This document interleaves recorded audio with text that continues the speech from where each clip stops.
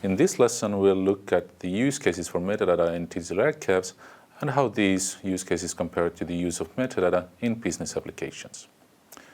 In current information systems, metadata is one of the key elements to ensure that data can be created, managed, and reused effectively and securely.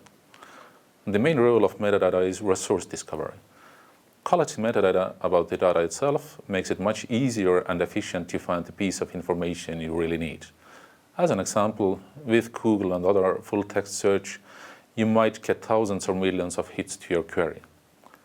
At the same time, quality and structured metadata would allow you to search explicitly on specific elements of the description. As an example, the title of a record, the time of recreation, and so on, and therefore give you the information you need much more efficiently and quickly. As well, when a user finds an object of interest, sufficient metadata needs to be available so that the user can also understand the context of it. As an example, who has created the information and in which business processes, which other objects are related to the found one, whether there are derivatives available, and so on. Another major use of metadata is related to the security and authenticity of information. If restrictions apply to data, it must obviously be explicitly known. This is usually achieved by creating appropriate metadata about the restriction itself, as well as about the privileged users who can access the object. Also, all actions on the data, creation, management, access, reuse, and so on, need to be explicitly described, as only this allows to monitor and ensure that data remains authentic and is not altered without permission. As a summary, we can say that metadata is the core element to business efficiency, security, and authenticity. When thinking about metadata in archives, then of course the main use cases remain the same. Also in an archives, you need metadata to search and manage your content to ensure its understandability, security, and authenticity. However, there are some differences in how metadata creation is seen in archives. One of the core differences is that the archival environment is much larger in scope. Most archives gather information from many different information systems and need to provide access to this information over generations. Ultimately, this means that when creating metadata for archival purposes, we have to ask ourselves whether the description is also sufficiently understandable to someone 50 years from now, to someone who does not really know anything about the current institutions, information systems, legislation. The practical implication is that content which needs to be archived and reused for generations must be described in much more detail than is necessary in business environments.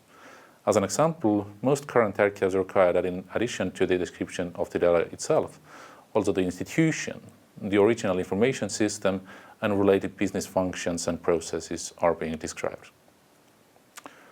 Another difference is that digital archives require a lot of additional metadata about the technical characteristics of their content. Currently, the main method in digital archiving is that data is not preserved in its original technical state, but is frequently migrated into newer formats as these emerge. Thus, the focus is on preserving data and not the format. This kind of migration process requires a lot of technical and preservation metadata, detailed information about the file formats and their versions, as well as detailed characteristics like page counts, text encoding, image color depth, and so on. Only when these pieces of metadata are available is it possible to identify and request the files which need to be migrated. In addition, as migrations are often lossy, metadata helps the archives to validate that none of the crucial characteristics have changed in the process. As an example, that when migrating a textual file to PDF, the text is not changed into another encoding and characters have not become unreadable.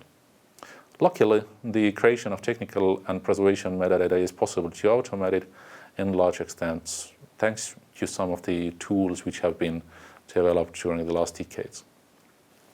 Partly related to the previous is the topic of using metadata to ensure the authenticity of preserved objects. As data is being migrated through time, we need to ensure that all of these migration actions are properly documented with appropriate metadata. Which characteristics of an object were chosen to be kept, which were changed in the process, which tools were used, and so on. All of these forms ultimately an authenticity trail. A trail which we can use later to determine that the object we can see 50 years from its initial creation is still the same and valid one. The last use case I'd like to touch upon is the situation where the preserved objects are not possible to be migrated without major loss in the data itself, its context or behavior. This is usually relevant for highly dynamic and interconnected objects like computer games or, as an example, digital art. As time passes, the original hardware, operating systems and software used to render these objects is not anymore commonplace.